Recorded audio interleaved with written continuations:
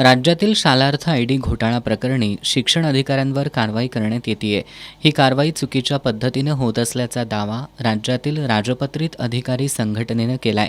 या कारवाईच्या निषेधार्थ राज्यातील सर्व शिक्षण अधिकाऱ्यांनी असहकार आंदोलन पुकारलंय।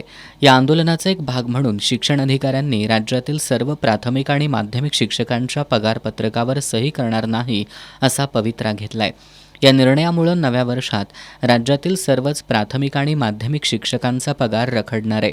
हे अन्यायकारक असून शिक्षकांचे पगार तात्काळ करावेत अशी मागणी महाराष्ट्र राज्य खासगी प्राथमिक शिक्षक आणि शिक्षकेतर महासंघाच्या वतीनं करण्यात आली आहे।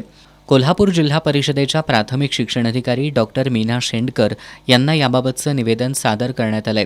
जर याची दखल घेतली नाही तर तीव्र आंदोलन छेडलं जाईल असा इशारा संघटनेचे राज्य सचिव राजेंद्र कोरे आणि जिल्हाध्यक्ष TR पाटील यांनी दिलाय।